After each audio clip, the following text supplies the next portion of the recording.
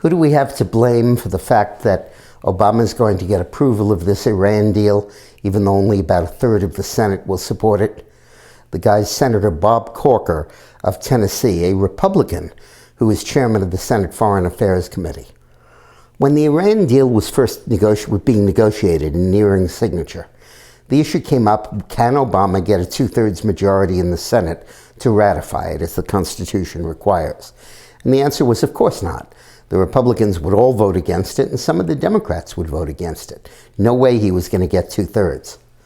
So what Obama did was he said, I will not submit this treaty to the Senate for approval because it's not a treaty, it's an executive agreement, an agreement among heads of state that has nothing to do with binding the country.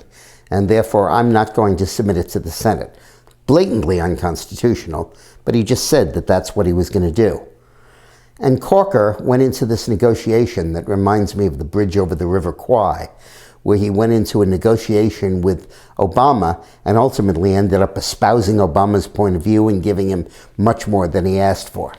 What he told Obama was, please, please, please submit your treaty to the Senate.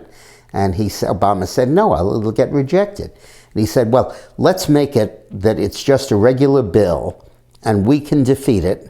And then you can veto our defeat, and then we need a two-thirds majority to override your veto. So that basically, instead of needing two-thirds to approve the treaty, as the Constitution said, you need two-thirds to disapprove the treaty, as Bob Corker negotiated. And as a result, now you'll have a vote in the Senate where probably roughly 60 senators are going to vote against this deal. About 40 will vote for it, and that'll be enough for this to go through. All because Bob Corker got massively snookered and negotiating the worst possible deal you could ever imagine. Now, if Obama had not negotiated with Corker and Corker had refused and said, don't submit this, if you don't want to submit this to the Senate, you're not going to submit it, but I'm not going to let you submit it in a way where it can get ratified with the tiny minority supporting it. If Corker had said that, the public would have reacted in outrage at Obama's refusal to submit the treaty to Congress.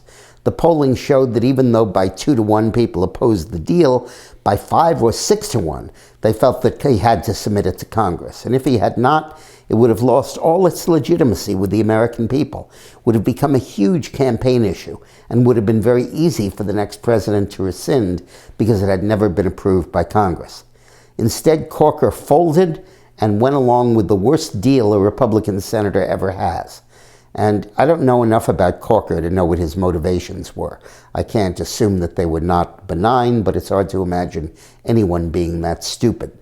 So if you're in Tennessee and you're listening to this video, remember Corker, and the next time he comes up, vote for his Republican primary opponent, which I hope he has. And if you're in the rest of the country, write your senator and ask him to remove Corker as chairman of the Senate Foreign Affairs Committee. He has demonstrably failed in this endeavor. I might also note that, by the way, his opponent, the head of the Democrats on the Foreign Affairs Committee, Bob Menendez, has shown tremendous courage in opposing this deal from the very beginning. Odd reversal. Thanks for watching.